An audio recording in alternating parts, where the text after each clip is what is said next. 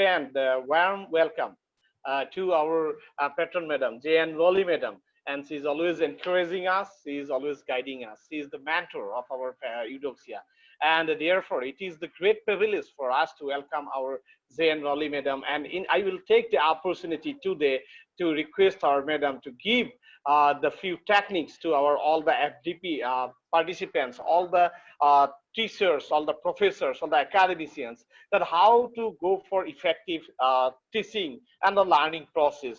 And it will encourage them to go for more and more skillful training program. More they can enhance their teaching skill to a higher extent that it will be more effective, and all our good teachers becoming the great teachers. So we will start very soon, and I have said, and it is a very good evening from our side, madam, and thank you for joining. I would like to unmute you, madam, and we will request your speech after some few minutes whenever all the participants and academicians will join us. Very good evening from India, madam. Good evening, good evening, good evening. I'm setting up to make sure I can share the screen for the presentation. So that's what I'm, okay, can you see my screen? Yes, yes, madam. It is, okay. You have sharing. Okay, all right. I am so happy to be here. Oh my gosh.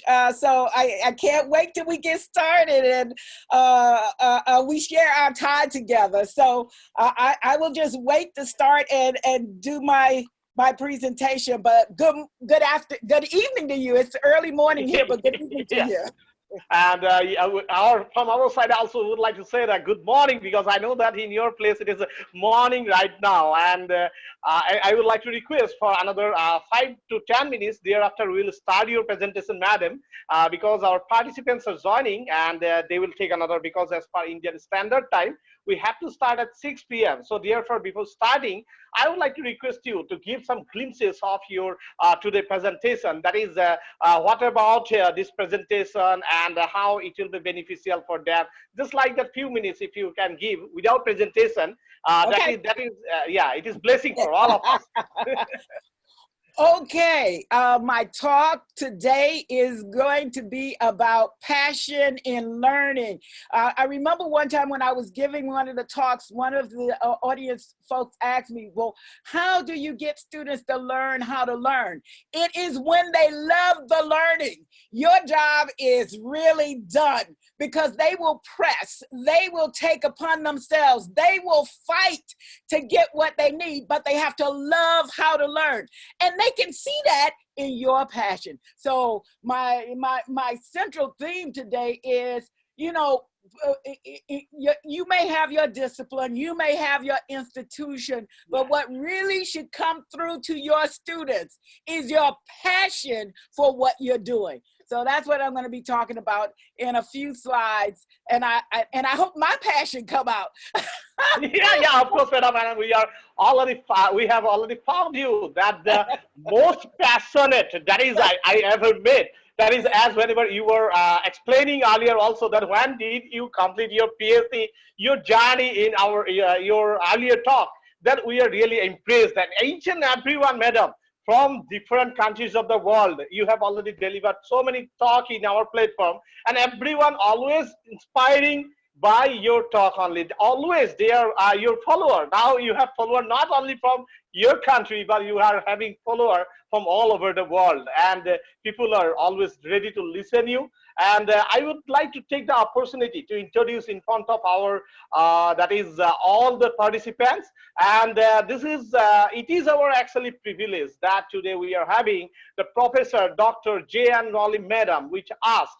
She is the Dean from the Department of Management. She is from the City University, New York. She is guiding the people. And always, that I would like to share with you, that whenever we get the opportunity, and the madam always inspire us by her influential talk, and making our event more and more effective for speakers, for the participants, and for the academicians from the different parts. So therefore, today we will definitely enjoy. I think that all of you have seen the energy inside the madam, that whenever she is just starting, that is called the passion, that is called the energy of the academician. Madam always ready to give the strong delivery, and I hope that today really you will enjoy a lot, because we have that is our madam J.N. Rowley madam with us, and we will get the one of the excellent presentation of this session. So please be ready for the excellent one. That is, you have to be ready for receiving our madam the speech. I am always being excited whenever I see madam, that madam will give something, then it is really exciting for me, because I am always learning from madam presentation, and it is the true sense of the teacher. Madam is giving the learning and teaching process, and today we have seen that effective teaching and learning in the new world economy. This is one of the most that booming part of the world. That is the buzz everywhere. We have seen like that how to go for the effective teaching and learning, because in this time COVID pandemic is going on. COVID-19 pandemic. Sometimes we feel like that stop the physical part, face-to-face education system, and also some of the students are sufferer through this one. But now we have developed something new. Again, the teaching from that time to today, that what is the combination, what is the blended things we have to do. All these things we will learn from our madam, and we have seen our also participants are joining, and I will take the opportunity I have seen, yes, most of the participants, they have joined us.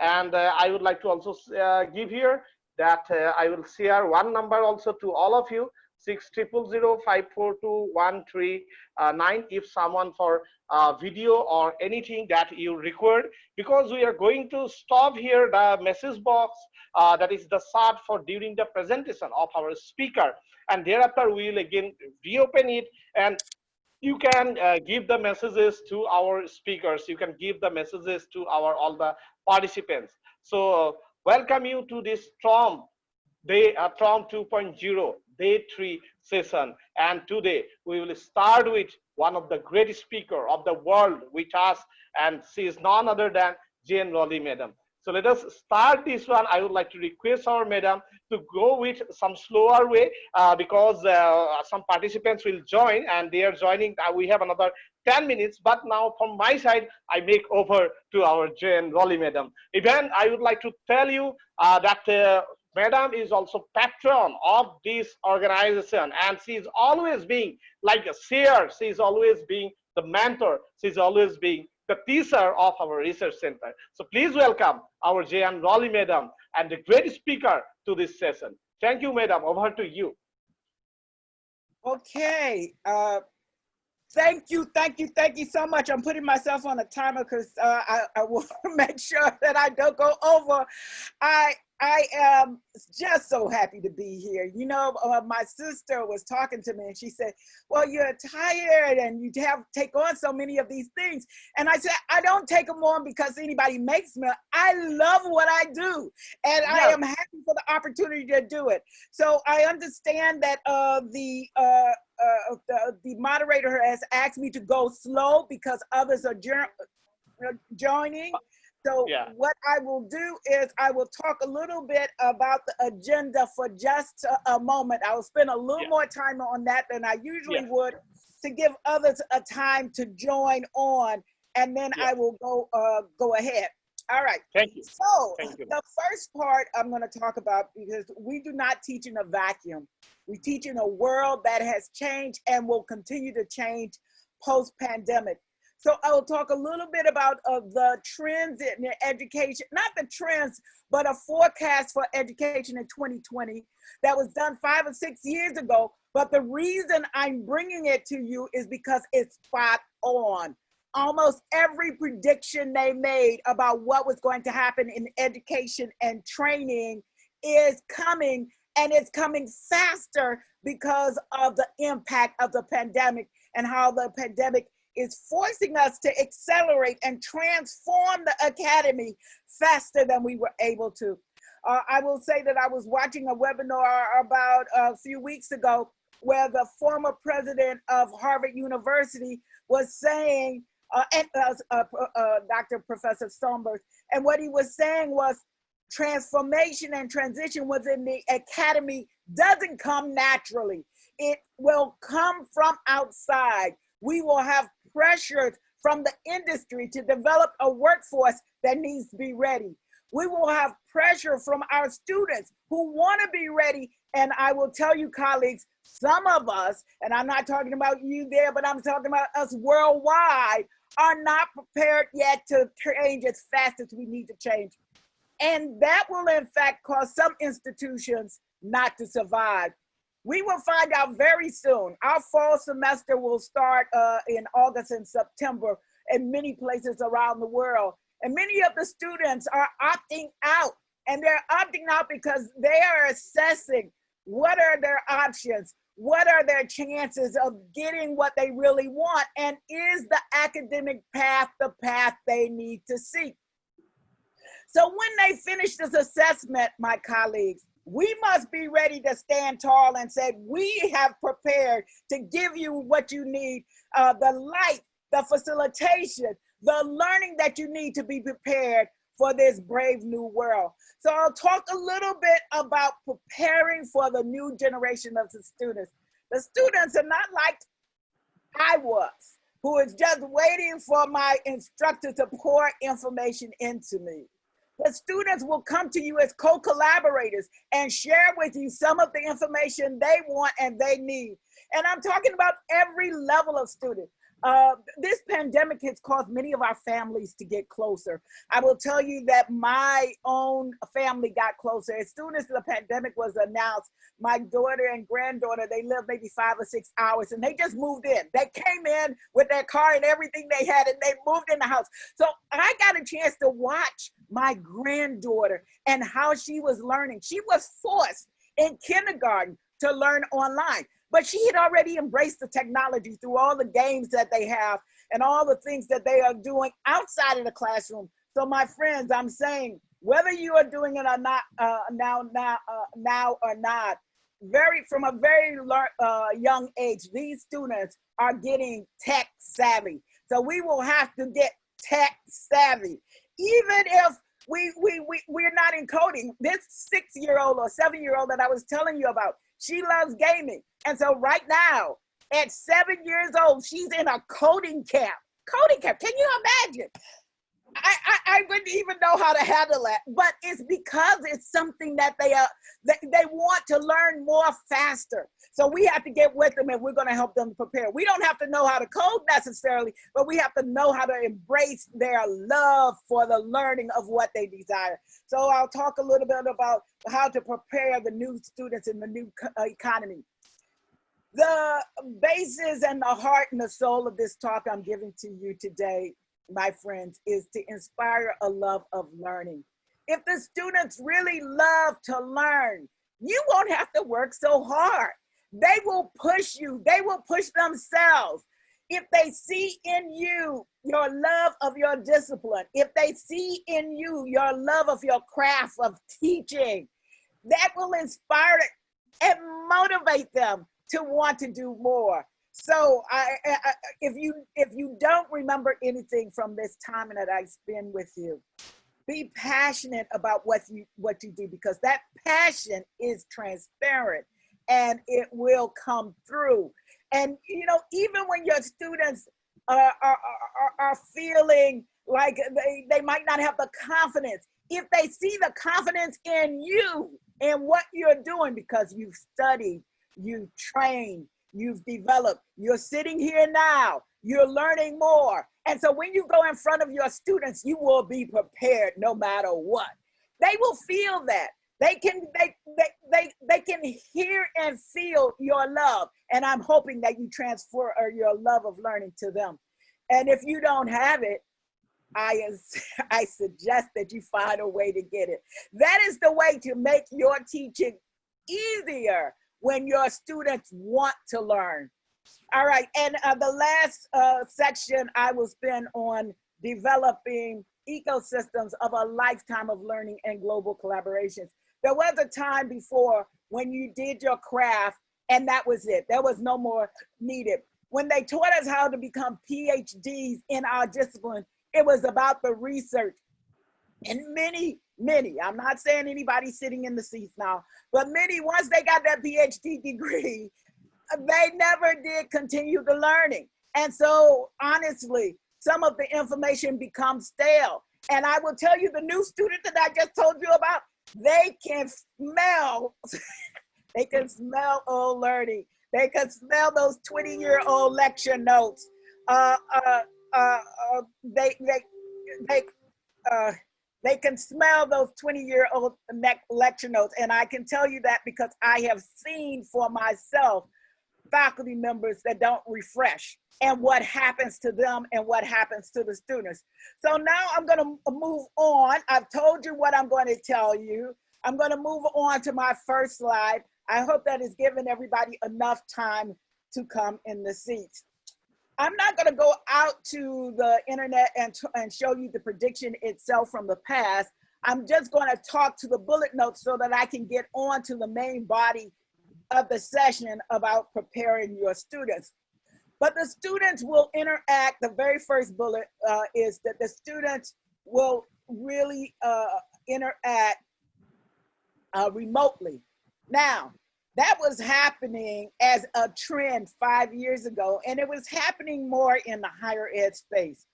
What the pandemic has brought to us is remote learning from kindergarten, because we can't do face-to-face classes, all the way up to graduate study. So this particular prediction has come to pass much, much faster than we thought it would in spaces that we did not know it would. The success of tech will rely on skilled teachers. Teachers are not going away, my friends. You do have a secure space in the world to come, but you cannot do business as you've done it before. The students are not looking for sages on a stage anymore. They're looking for teachers who will help them learn about what is coming in the world, who could co-learn with them and not be afraid to say, I don't know, but I will find out. I will help you, you will help me. So the teachers of the future will become skilled facilitators, skilled adapters in change and transformation, even as young as those kindergarten students and those elementary students. As I told you, the student who comes to your class who's already been to coding school, how will you interface with that young student? How will you help them and show them that whether or not you are teaching coding, you are adaptable to different paces in learning? All of your students are not going to learn at the same pace. You will lose your gifted student if you don't embrace them. So it's going to become incumbent on us to look at students as individuals, to know that every student isn't the same. And I'll talk to you more about that when I talk to you about preparing your students. There is a wide diversity in the classroom now. It is not easy for us. When we get there, some of the students have been better trained and are in places that others are not, and others are not, and we can't just leave them behind. So we, as instructors, as teachers, skilled in learners, will have to learn how to adapt, and the technology can help us to adapt. And so let's talk about number 3 bullet. The industry is driving this, and I can say this from the US perspective. We have not done a great job in getting our US workforce ready for what the industry is needing and demanding in the way of technology. And so what they have done is they've come up with a lot of certifications and a lot of trainings and a lot of ways that some of your students can just bypass the traditional degree that we used to put out. Why? Because some of these major corporations are saying, if you have a certificate in A, B, C, or D, and you pass my examination, you can come to work for me, and I won't wait for that degree. So I say to you that the world is changing faster. We are going to have to be able to perform and deliver a performance as opposed to just delivering what we learn. And that's a harder job on us. I mean, it's very difficult for us to spec up, but we will have to. And many of us are still getting used to students having a voice. You know, I just go back to my time and I look at some of the faculty members I had, either from K-12 on up to our higher ed. We revered our faculty. We didn't even think of voice, but these students today, they do have a voice. Many of them are paying for their education. Their parents are paying for their education, and they want something different than some of us are able to deliver. So you will find more and more across the globe, students speaking up. I know you've heard of different student led petitions about change. So students will have a voice, and that is coming up. And in the pandemic, we've seen, at least I have seen at my own institution, and I've seen in our own place, more voices from more students. Educators and institutions will be forced to adapt. I've already talked about that, and I've already talked about some of the impact of the pandemic. So let me move on to the slides that talk about how to prepare for the new students. Okay, the students want you to know them as people. You know, some of you will have larger class sizes, and this will be difficult. I know in our institution, the class sizes were smaller, and coming in the fall, we have a much larger class sizes because everything, almost every class, actually in the School of Business at City University of New York at Medgar Evers, every class is online. And that means the limitation before was how many students could you get in a classroom, in a physical classroom. That artificial barrier is now gone. So it's how many students can you comfortably train and test, assess, and ensure. And that number, I'm just giving you my own experience. I have one of my best faculty. In fact, I would consider this person to be my best faculty because my students have told me so. And she is going from teaching maybe 60 students in a semester to teaching 138. So her load has increased because in the virtual classroom, you can handle more students.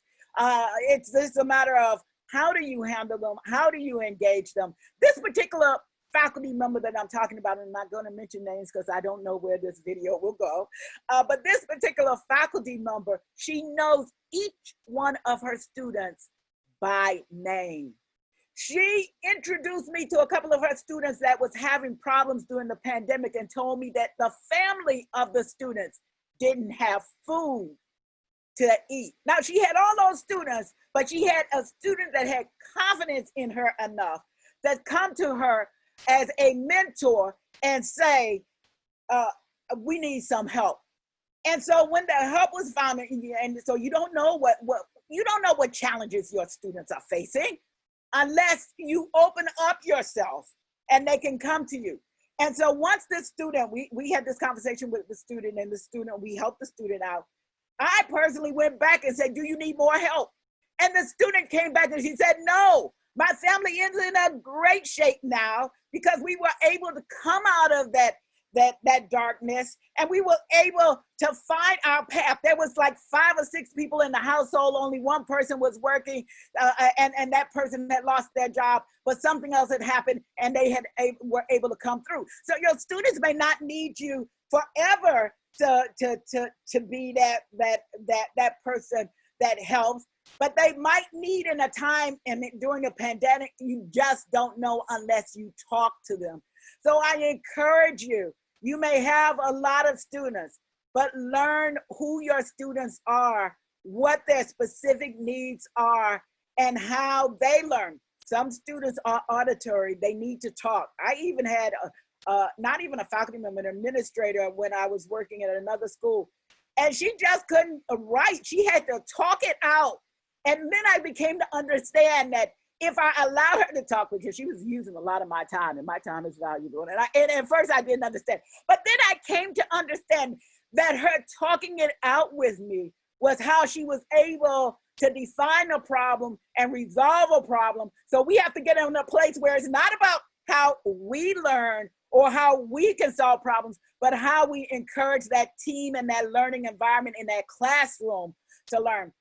I have talked about this over and over, but this is the central theme of why I'm here. I don't know, I mentioned to you in another setting that I was the first in my family ever to get a college degree. And behind me, I had 5 or 6 sisters and brothers. And I am here to tell you, I am so passionate about teaching and learning because I have seen how education has changed the lives and the destinies of those who are close to me in my family. Every single one of my sisters and brothers have at least 1 and maybe 2 degrees. Every single one of them have different paths in their lives. And I have seen that pattern replicated in many of the students that I have served over the decades. So my friends, we are in a very, very important, and I look at it as mission, not just a job. We have a mission to change the world through our students, and we need to be passionate about that so that we can engage our students in that passion. Create a safe and a rigorous learning community. I just talked about safety in the community. Now I'm going to talk a little bit about gender, and this, I don't know if it's a safe place, but I'm going to say it's safe to talk about gender differences. You know, I'm an economist by training, and so when I was coming through, there weren't that many women economists. So when I was in the classroom teaching economics, I would see how silent my little girls were and how every question would be answered by the young men. And so I would have to call out and draw out the young ladies, and why? Some of them, I'll be honest, were looking for husbands, and they did not want to seem like they were going to outshine the young men.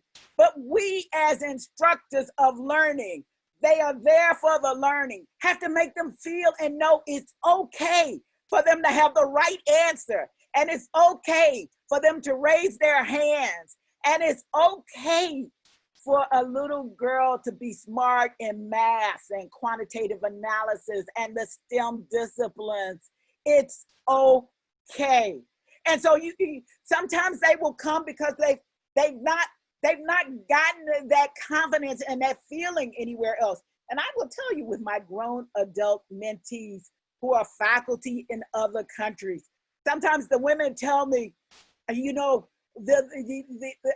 I thought he was right, and so I knew I had something to bring to the table. But even as we grow in our disciplines, we have to share with our young women, it is okay to come to the table and let them know that you have some added value and bring that. So we don't just stop that when we are finishing in our classrooms, but those of you who have administrative responsibility, those of you who become teachers of teachers, you have to let the entire classroom feel safe that it's okay to learn. And the last point on this slide is use technology to engage the students. The students are already going to come to you, new students, with some love of technology, many of them that persist. And it's okay if they're smarter than you in some of the technology. They're not there for you to be the smartest in technology, but they want you to bring some of that technology to the classroom so that they will learn what they need when they get outside of the classroom, when they go on. Encourage active and experiential learning. Now, I just want to say, students today don't want to be bored by sitting down and just listening to you. And I know you're sitting down listening to me in a lecture, and that's because we have a compressed time, and this is the fastest way we can get this information out. But when you go back to your classroom, you have to find different ways of engaging your students. They don't want to sit down and listen for an hour or 2 hours to you just talking about what they just read about. They want to go out on the internet and see some of the things you're talking about. They might not be able to travel right now, but they can visit many places around the world by just sitting at their laboratories with the laptops. One program you had here by the center, we visited the city of Dhaka in Bangladesh. Now, I just been to Bangladesh, I think it was in December, and I saw a very different picture. But the post-pandemic city, it was an education in it itself, just being able to see it through the eyes of someone who was there.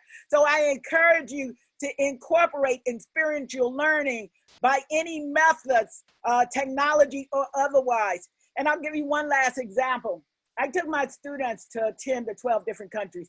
I worked for years to get it funded, multi-million dollars in funding, so that they could understand that business is global, entrepreneurship is global, but you have to understand different cultures. You have to understand different economies. You have to understand different people.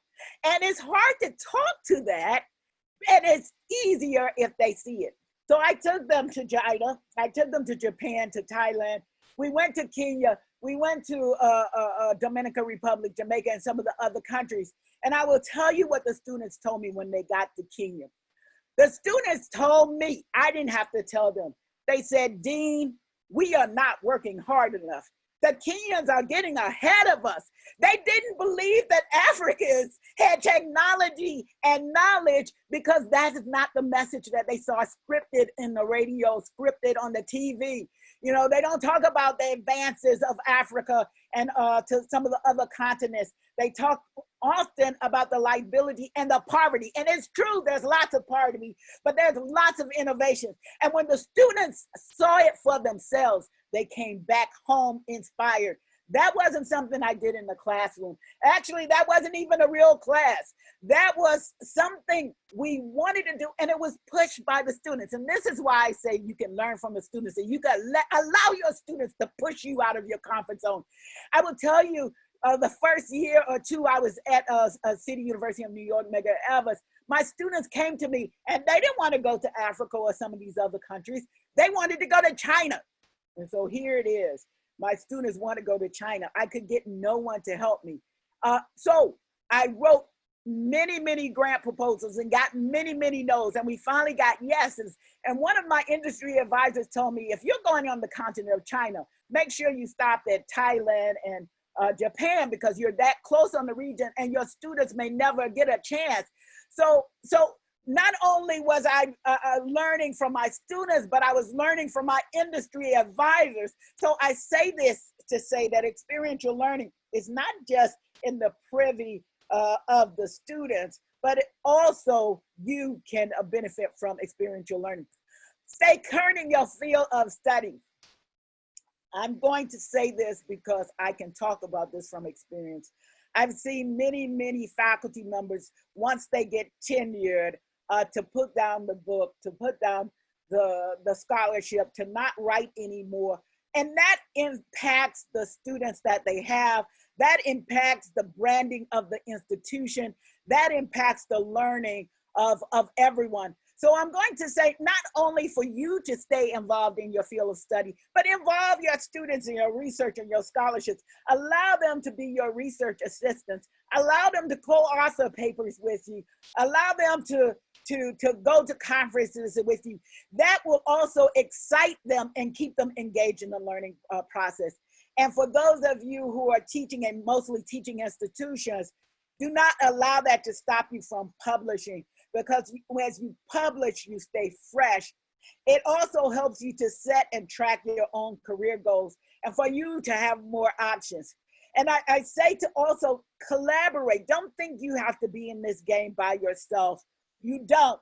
You can collaborate with your industry peers, as I just told you. Have advisory councils. Have your own mentors. Government officials. Government is often looking for solutions, and they often find their way to the academy. So stay fresh. I can talk a little bit about this, but I see my time is running, so I am going to just talk about this at a higher level. We know what we were taught, the formal modes of teaching, and so I won't talk to you much about that. What I will share with you is more and more your students are going to be finding their way to self-directed learning, meaning they're going to go on. We didn't have the internet 20, 30 years ago with all of the training and teaching. You will find your students will find other avenues where they will be learning themselves areas that they want to learn. And I cite for you here because, one of the most difficult disciplines is computer science. It's one of the highest demand disciplines right now in the tech advanced world. And most of our curriculums, we take 3 to 4, even 5 years to offer degrees in it. Well, many of our students, they are not going to wait that long. And this is an example where a young man in 1 year taught himself the entire MIT computer science curriculum, and he took all the exams. The only thing he didn't get was a degree. He could care less about the degree because for him, he wanted performance-based learning.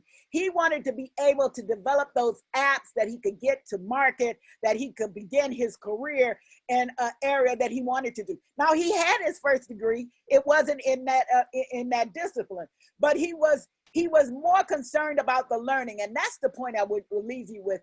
These new students, many of them will be more concerned about the learning. Even where you are, you will see more private sector coding camps propping up, saying that they can teach application curriculum in 6 weeks and 6 months, bypassing your normal system. And that is not just where you are, that is all over, and that's with industry. So how do we get involved? How do we get ourselves prepared? We collaborate with industry. Many of them get the trends before we get it, and so we work with them and put our arms around it. Now, I told you I was watching myself on my time, and I am seeing that my time is running, so I'm getting to my last couple of slides. Students must learn continuously in their careers. It's not only in your classroom. I think the highest job that you have is not to transfer the knowledge of your discipline, but is to transfer the love of learning. And I'm going to give you my own experience. When I worked for IBM for many years. And when I first started, and I'm an economist, I'm not even someone who was responsible at that time for developing code, but I learned how to develop code for some of the work that I wanted to do. And what I understood in application development, that was towards the end of my career there, the application is used to, at one point, lasted, I'd say to 18 months. And with the time I was there, I saw the shelf life decrease to 12 months. And then the shelf life of the application decreased to 6 months, and then to 3 months. I don't even know what the shelf life of an application is, but if you can't keep up with the continuous change to learn how to be refreshed, I can say in the tech world, it would be a difficult world to live in. So I say it is important, not in just their careers, but in your careers, to stay a student of learning no matter what. Okay, so I'm an economist. And when I first got into the classroom, and that was a very long time ago, I was a practitioner because I had been out in the industry. I had been in the academy. So I was one of those bridge practitioners who had knowledge on the academy side and also knowledge in the industry world. What my students were missing, and it was understanding what some of those abstract economic theories were and how they related to those real world applications in macro and microeconomics, especially in microeconomics where it was the business and down to the household. And so if you could bridge that gap for them, their learning will be faster. And we always can't, because in my case, I came from a different generation. So we need to find our gifted students. Some of them can talk the same language, and I'm talking about this millennium language or whatever they are, language, to get to them to the bridge where they understand the applications so it's more important and more powerful and more meaningful to them. And also that our instruction should be student-centric. I've come across in my time as an administrator, some of my faculty said, I've done my job, I have taught them, they didn't learn. We must not be focused on our teaching. We must be focused on how our students learn and how we can learn to carry not just those that are gifted, but carry the class in the learning. So we must be more focused to them and their needs. And we will be, if you did what I said before, if you know your students and what they're coming to the table with, what they care about and how they learn. So that would be easier for you if you've already done that. The other is be transparent in your own passion for the learning. I've said this over and over, but students will indeed see and feel your passion for your craft, and they will see and feel your passion for your work. So let it be there, and so that you can motivate and transcend to where you need to be. The love of learning as a skill is not just good for your classroom, my friends. It is not just good that they love learning and don't want to fall back into just having the A for the sake of A's. I am sure you see your students, some of them to say, I can't take a B or B plus because they're so key on the grade as opposed to the learning itself. But it's important that they understand learning as a skill so that in their personal lives, they learn how to become better human beings. And it's not all about their careers. So I want to talk a little bit, because I'm going to save time so that you as individuals can ask me questions and we can share our community of learning to get you where you need to go. And it's not just about what I had to say in this small time I had with you. I can tell you a little bit about global wealth and income disparities. And I'm not going to stay long on this because this is a major part of the research that I'm doing with a group of scholars around the world. But I want to mention it here because it's a reason why I think education is so important. Education and learning is so important. Most of the world, if we look at what was normal before, normal globally for most of the world is poverty. That was normal. Very, very few were in the upper classes, and very few, and this is worldwide. The wealth is held by very few individuals, and the middle class is growing smaller, and it's not growing smaller because more people from below are getting into the middle class. The middle class is growing smaller because more of the richer individuals, through innovations in their businesses and technology, are finding more wealth and are holding on to the more wealth in those small families across the globe. And that is putting downward pressure on the middle class. And so I say to you, we believe if more and more are educated and more are inspired and motivated to find ways to rise up, that it is for the social good. And so I'm going to get off my soapbox, and that's all I'm going to say about that. So that is why that bullet is there. Exploring options for increasing the utilization of global talent. My friends, you are preparing your students not just to work in the countries that they're working, but labor is becoming mobile and fluid, meaning your students can be sitting anywhere where you are and working for a multinational corporation in the UK, and you are experiencing that now, or working for a multinational corporation in China, or working for a multinational corporation in Africa or the US. And so we are preparing our students to work all across the globe remotely, as well as many of them go away to other countries and they come back. And we're finding more of them are going back home because they have opportunities at home. The hope for the future is in technology and teaching innovations.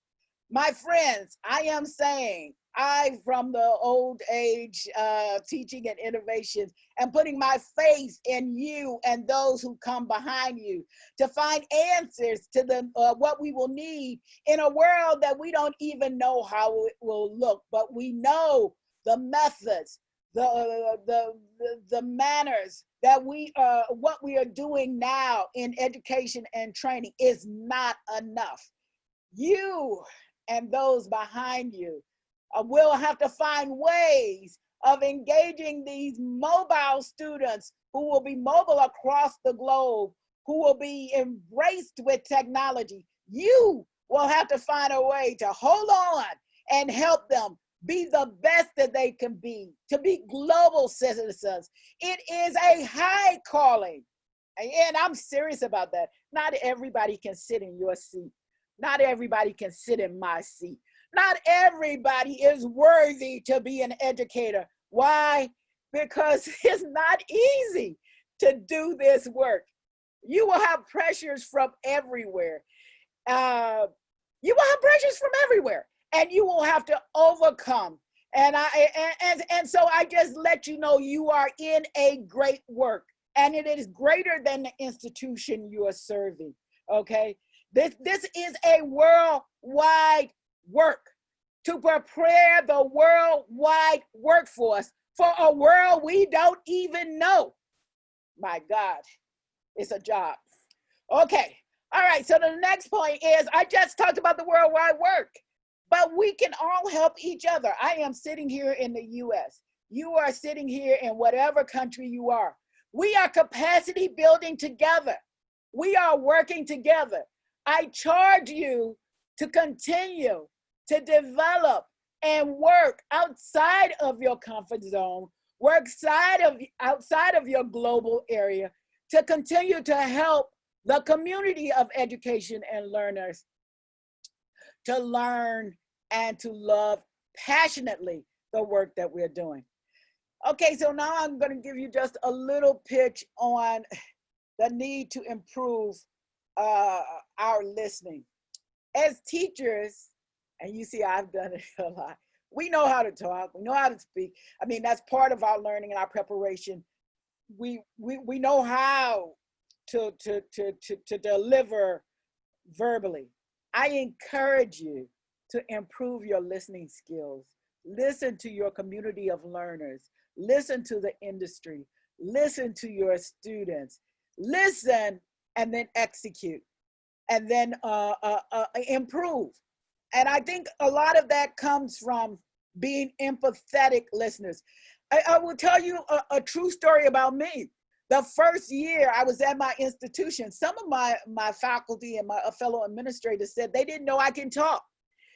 And I said, my first job was to understand the culture and the subculture of the students and the faculty I serve.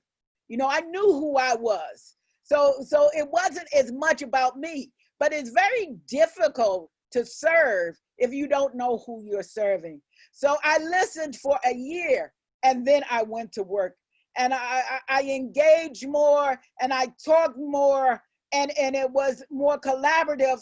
But it came first from a space of having a better understanding, because you have your lifetime of learning and you've been a lot of places. But when you come to a new institution, there's always new people and new cultures and subcultures to learn.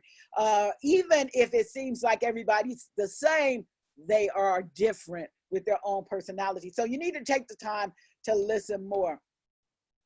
And so this is my last slide, my friends, and then I will open it up to questions and try to do the best I can.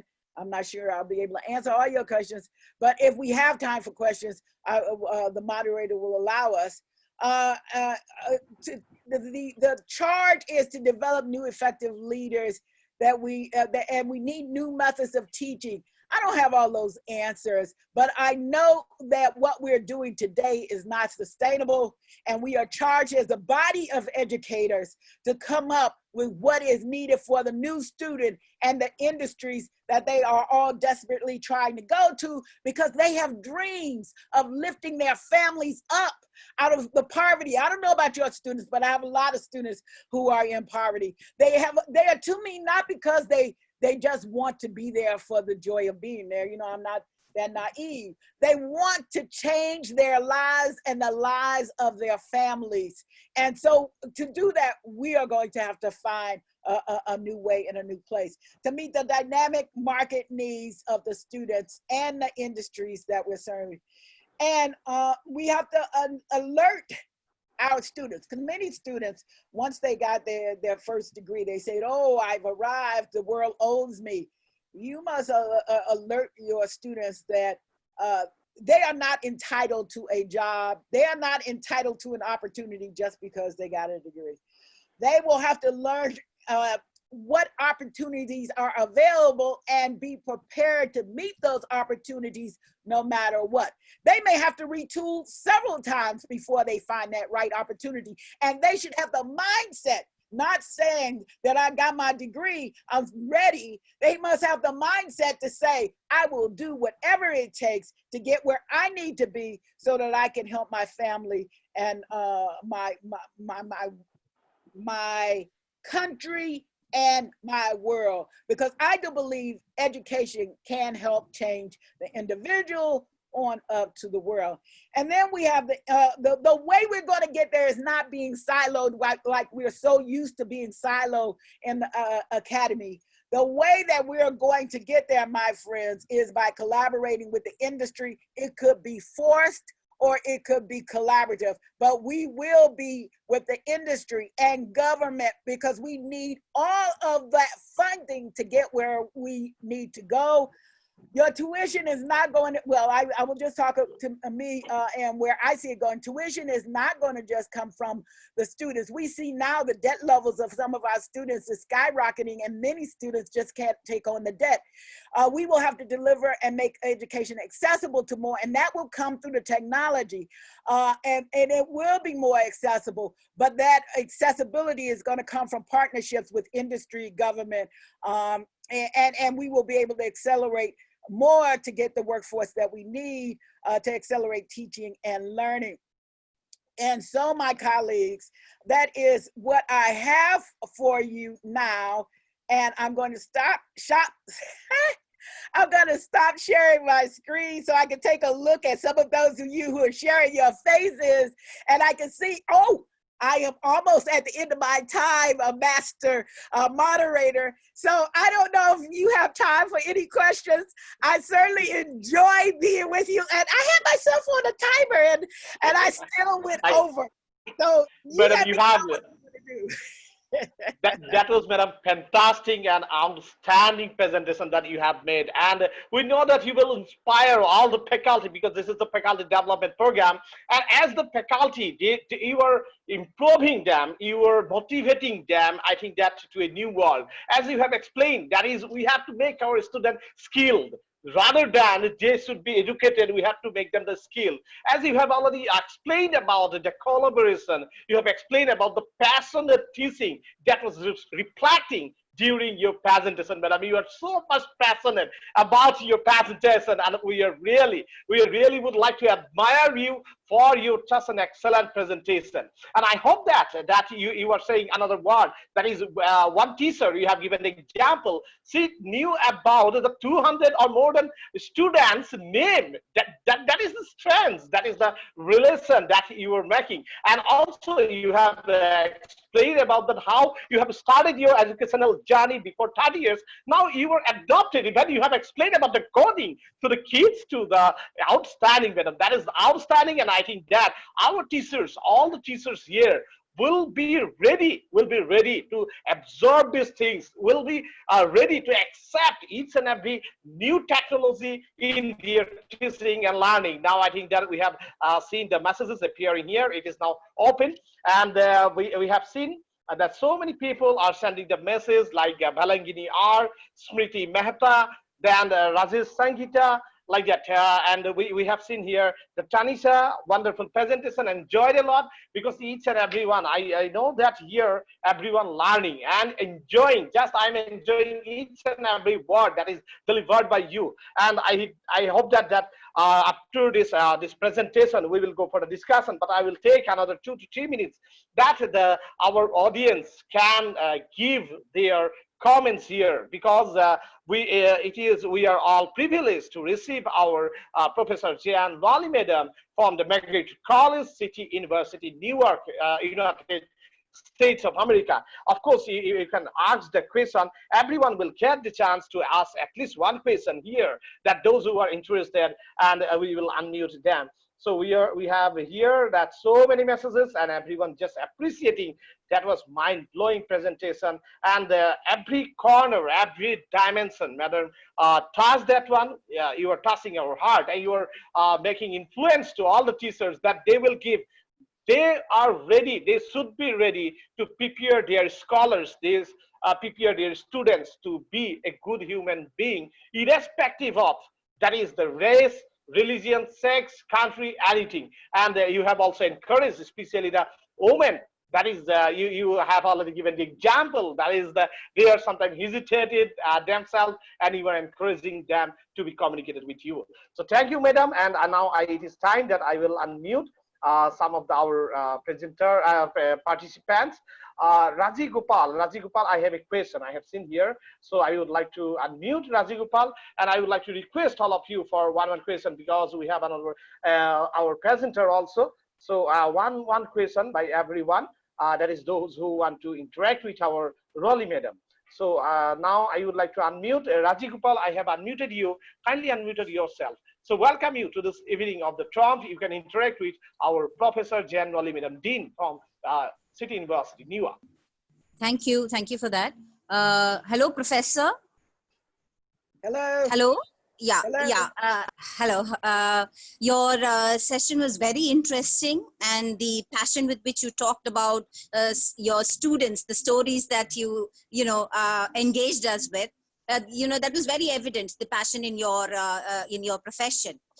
So you talked about preparing for the new generation student. And often webinars nowadays are related to, how you can prepare the student, how that transition is possible. But very few, webinars talk about challenges faced by teachers. The transition from a direct and interactive classroom to an online mode. I don't know how it is in New York, but in India, the scenario is totally different. Getting the teachers on board, getting them to use technology where they've been, in a classroom interacting with students and getting feedback and whatnot. And then this COVID pandemic has struck all of us, and we are kind of, under a pressure to move into this online virtual environment. And not many are ready for it. So how would you, what advice or what tips would you have for the teachers, to face this and to overcome these challenges? We have the same challenges. Most, and let me speak from my point of view of knowledge at City University of New York, Medgar Evers College. Most of my faculty was teaching face-to-face. Most of them had never taught online. So that preparation in the middle of a semester, because they had to convert, we all had to convert, while we were already teaching a face-to-face class, and some of the faculty was learning while they were doing. So what we did, and I can just share with you what we did, and it's similar to others across the City University of New York system, which is 22 colleges and universities. Right before we took a break in the middle of a semester, maybe a week, and we did faculty development right then, helping the faculty to learn how to get online. Literally, some of them had never been online.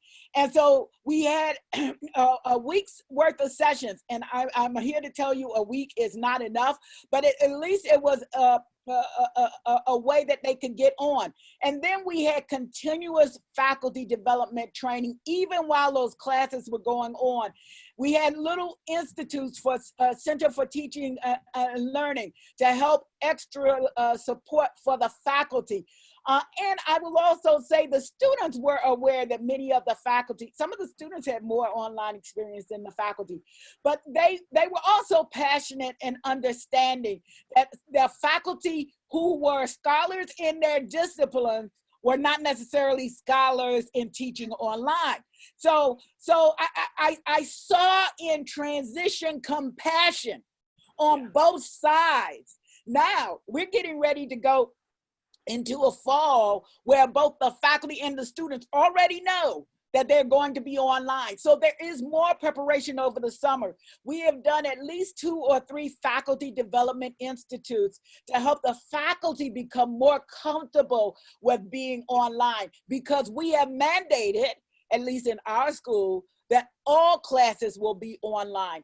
And some of the faculty was a little concerned about this, but it wasn't in our purview. You have to be allowed by your government to go back into those buildings. And that was not going to happen between our government. It's not even your local government, and it's not even your local government.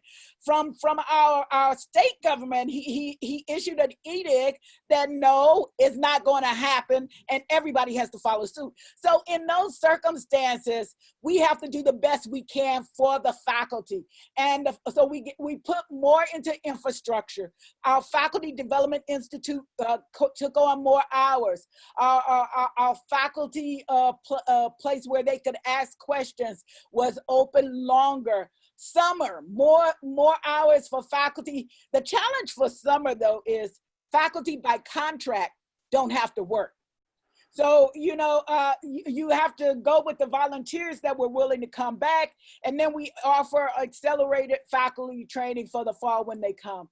But yes, we are very aware, and we're very impacted by faculty who were a little unnerved because they knew they were good at what they did, but they didn't know how to allow their fragility of online learning to come through to the students who were supposed to look up to them. And I think on both sides, students and faculty, at least it's been my experience, have done a great job of helping each other, being compassionate with each other to achieve objectives, which is the learning of the students in the classroom. So my answer to you, it requires more intense faculty development and training, and a different kind. I mean, obviously it had to be online. We would have liked to have done it face-to-face because more of our faculty is comfortable face-to-face, but we have to work outside our comfort zone right now. And maybe it will go back by the second semester. We are not sure when we will get a vaccine, and that is the mark that everybody says that will transition and stability of some kind will come when a vaccine that is distributed globally and mobile is on the market. So nobody knows when that is. So nobody is going to say when we'll be able to go back into those classrooms. So yes, my answer is compassion from the administration, from the students have been coming for the faculty. At least that's what I've seen. I don't know what the picture is in India, but we recognized that we needed to do more for the faculty to make them effective and confident in this new world and this new environment that they serve. Long answer to your short question. Thank you, madam. And this is very true that faculty should become the confident. This is very, very important because we are now moving from face-to-face education to this global education and global research. And whenever they are into the platform of online or the digital media, then the fact is that faculty should be convinced themselves that I am ready for this, and they have to give more and more time. Yes, of course, we need like faculty development program as our Rolly madam proposed. That is in US, it is going on. In India also, it is going on. And I am happy to share you here that most of the teachers that is from India, during last 3 months, now they are able to use this online platform. They are able to use this digital platform, and they are influencing their students. Other than they are spending their time in YouTube, other than they are spending their time in some other social network, those who are not helpful for their research or the work, they are now confined to the education. I have seen even the school kids are learning through the online education. And in India also, I'm proud to inform all of you that we are changing the world. And this time, during this pandemic, that is even our research center, I'm telling you, we have organized 14 number of the international conference. And all the other research institute also, they are also taking the initiative so that we can change the mindset of the people, and they will involve more and more in online education, because we have to accept that one, as Roliban said, like that we don't know when the COVID-19 will vanish from the world. Yes, no doubt that vaccinations and these are coming, but we are not sure. So thank you, madam, for your influential answer, and it will motivate our all the teachers to adopt this system all over the world. Now this is time to unmute, that is Susitra Devnath. She want to make one question. So I would like to request Susitra Devnath to unmute yourself. I have unmuted you. Very good evening, Susitra Devnath. Yeah, good evening. Yeah, very good evening. So, very good evening, ma'am. Professor Jolie. Yes. Yeah, ma'am, from the first point, you have mentioned that students will interact with others remotely. So I understand that it is through online mode. So there are other students also, like who, like I was introvert at some point of time. So there are some students who like don't like to interact, at a certain point of time. So for them, I think it's become difficult to interact. They will just listen. They will not interact. They will not raise questions. Even I am facing, because I am right now a teaching assistant in IIM Calcutta. So that's the issue. What can be done on that situation? I'm so happy you asked that. Everything you do is not for every place you do. Even as an administrator, some of my faculty, you've seen the ones, they'll get up and they'll talk in front of everybody. And then there are some that will never say anything in front of anybody else. So for the students, and I know you can't believe I was shy and introvert, but I am. But for those students, what I learned is you take them one-on-one. You pull them to the side. You let them know that even though they might not speak out in class, you want to know more about them. You see, I had myself on a timer. You let them know one-on-one. So I have some faculty that I can do a lot with in a group setting. And then I have others that we can't even dialogue unless we're one-on-one. So the answer to your question, I would say, is no, everyone is not going to raise their hand, but there's an opportunity to do a sidebar. Just hold them, and in a remote way, you might have private one-on-ones, do one-on-one webinars with them. They say, call me back, or I want to talk to you more about this concept to make sure you understand. And then you don't call them out in the group, you do it one-on-one. You can have a private chat with them even. But yes, there are, I myself, I'm talking from knowledge of what I know. I was not the one to raise my hand fast because I was unsure of myself. But I will tell you, I have learned that you can bring out a learner and a student in a one-on-one mode that is, and still enhance their learning. So everything doesn't have to be done with the group. That's my answer. Thank you very much, and I think that it will really help our faculty, that those who are the students are not able to interact with them, they can take some another procedure, they can proceed like this. So now, and I have seen here so many messages and the question also, and they want to interact with you, madam, and okay, and I will unmute one more questions that we can, I think, unmute them. They can interact with you also. That Poduri, I will go for this. And those who want to ask 2 or 3 questions, we will also back to you. Just be with us. We are giving at least one question to everyone. That is the Poduri. I would like to unmute you. That is. Yeah, that Poridi, I have unmuted you. Please unmute yourself so that you can interact with our professor. Poridi, Bichready, I have unmuted you. Kindly unmute yourself so that you can discuss with our expert. You have question, and I have unmuted you. Yes, thank you. Very good evening. Good evening, madam. Good evening. in this pandemic situation, how to transact the information in the remote area. The remote area children are not having any type of technology. How do they develop the learning? Whoa. You've never seen me speechless. That's a real, that's a real tough question. Thank you. Yeah, thank you.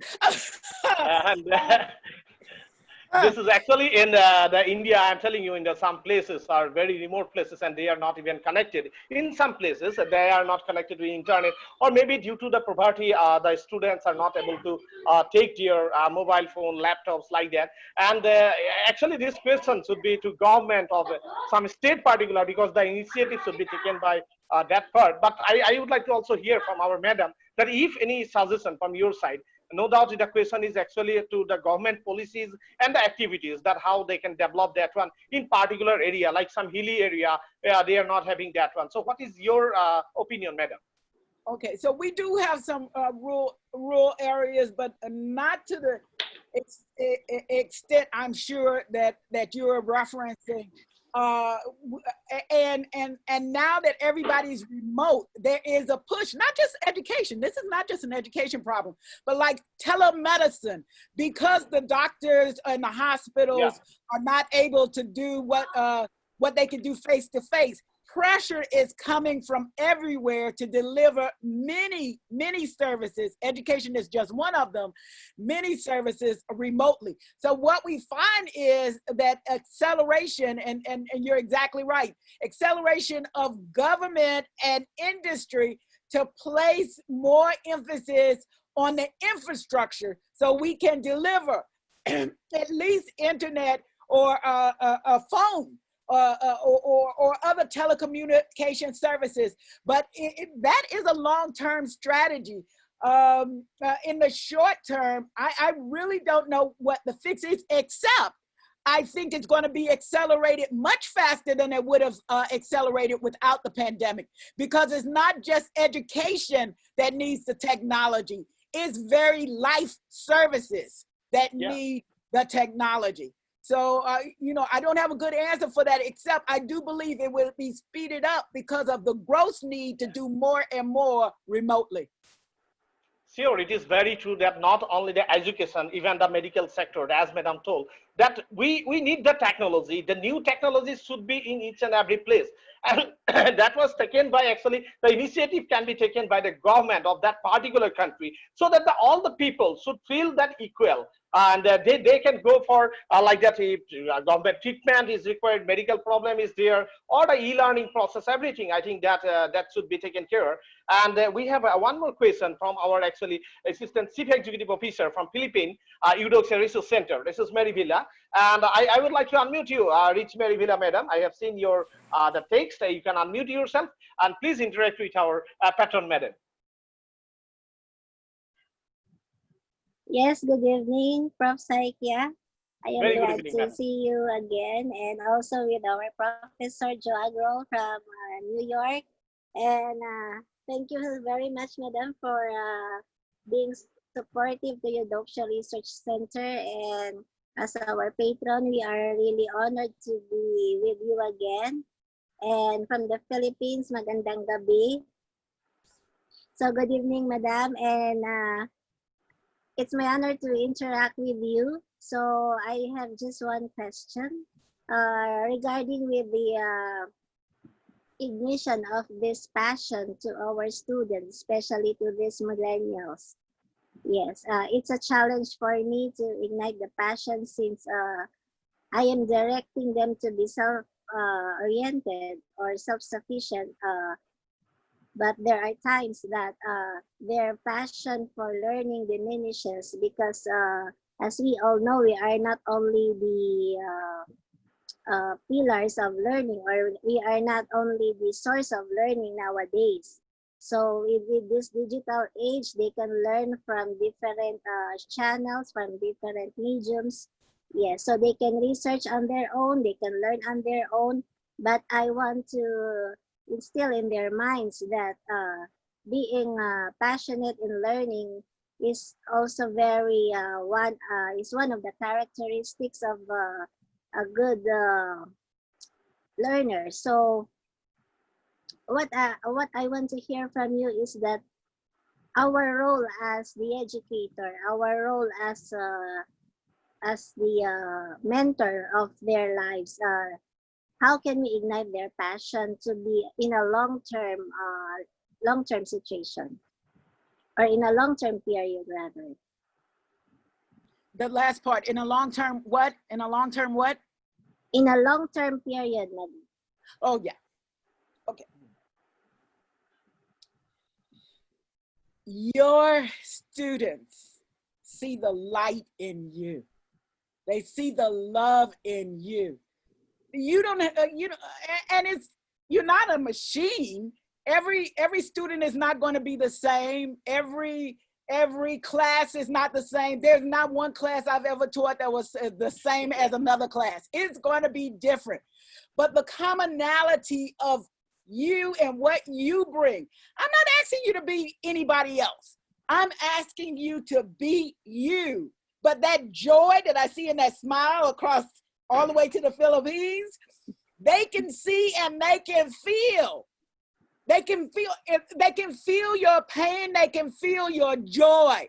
I can tell you some days we don't go to the office anymore, but there have been days I didn't go to the office. Why? Because I was in such pain and I didn't want anybody to see and feel my pain. Now, we can't always do that. And because people, they feed on you. And so if they can see your energy, if they can see your joy, you don't have to tell them what to do. You just be you. You let your energy, your joy come through that screen. And they will remember how committed you were to their learning. I can tell you, I have students who seek after me 20 and 30 years. And why? When we were in the classroom, one-on-one, I knew them. I knew their mothers. I knew their fathers. I knew their babies when they started having babies. And then when they started their careers and they had challenges in their careers, they would come back. Some of the good ones and some of the bad ones. And believe me, I had some bad ones that came back too. But you don't have to worry about that part. You be you. Be the best you can do and you can be, and you will inspire them to be the best that they can be. I have some that come to me and apologize that they didn't do more when they were with me in my classroom, because real life has taught them that they needed to learn more than they were trying to do when they was in that classroom. So I'm just saying the long run is, I mean, you know, when I first started, I didn't think I would be I didn't think I would be in the education business, and I'm going to tell you the real reason why, and I'm not going to lie to you, my friends. I had spent 10 years getting my PhD, and I wanted to earn a return on my investment, so I went straight to business. But I didn't find fulfillment and joy like I found when I looked into the eyes of one of my students and saw that they got a complex concept. They didn't have to tell me they knew it. I could see that. And so we had that energy going right. That was better to me than some of the paychecks. And so I say, the long term will take care of itself. In the short run, be authentic to yourself. You don't have to be like your mentor, or you don't have to be like someone in industry who's on pulpit or something. Be yourself. They will see the compassion and the love and the care you come to the stage with, and they will reciprocate. And even when you don't want them to come back long from now, they will search you out. And now, because of the internet, they can find you.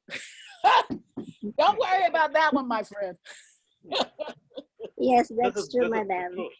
This is true, and actually we have to think like that. And for the long run, if you want to go with your children, your students, then we have to adopt this procedure so that you will have the good connection with them. More you are having the good connection with your scholar, with your students, then definitely. And if you, as Madam said, if you welcome them always with your smiling face and you are hiding your pain, just inside you. Definitely, it will inspire for the long run. Thank you. Thank you, Mary Rich Villa, madam, for your question. Thank you, madam. Thank you, Prof. Saiki. Thank you. So now we have another speaker also join, and I have seen that one more and more questions are here. Even some private messages are here, and we know that this is the time that we have to go to the next presentation. And because we all been inspired by this presentation made by our Professor Jan Rowley, madam, from Newark. And as being the dean, and as having that so like 30 years experience, and she also shared that she is the first one for completion of her PhD degree from her family in that time. So this is actually that how we can adopt the new technology, how you can adopt the changing of the world. We cannot change the world by our change, but since the world is changing to the digital world, now we have to adopt the system, and madam already explained it the various way. Madam encourage us, all the faculty member. Yes, of course, I have seen the essay Malik, that is the motivated one. Yes, of course, that was motivating each and every one. Thank you. That is for your comment. That is madam motivating each and every one. That is whenever we are adopting any tool, we have to be confident ourselves. We have to be passionate for teaching and especially learning. Without learning, we cannot go for teaching.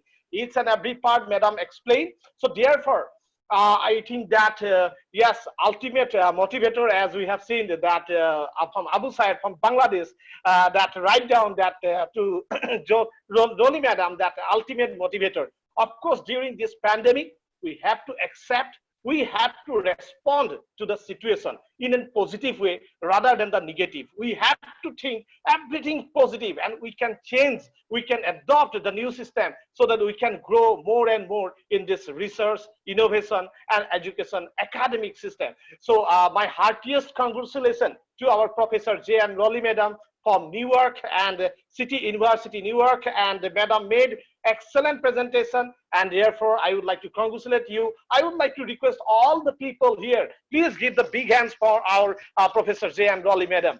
Please give the big hand. It will encourage madam. Thank you, madam. That was excellent. That was an excellent and outstanding presentation, madam. Thank you all. I enjoyed it. Yeah, you made me so happy. Just being here, you make me happy. Thank you, thank you, thank you all. Thank you, madam. Thank you very much. Now I would like to take the opportunity to welcome our next speaker here. And thank you, madam. Thank you very much for your presentation and time. So this is J.N. Rowley madam, professor and dean from the City University, Newark, United States of America. Now we have our speaker from India. And I would like to take the opportunity to call our Dr. Raja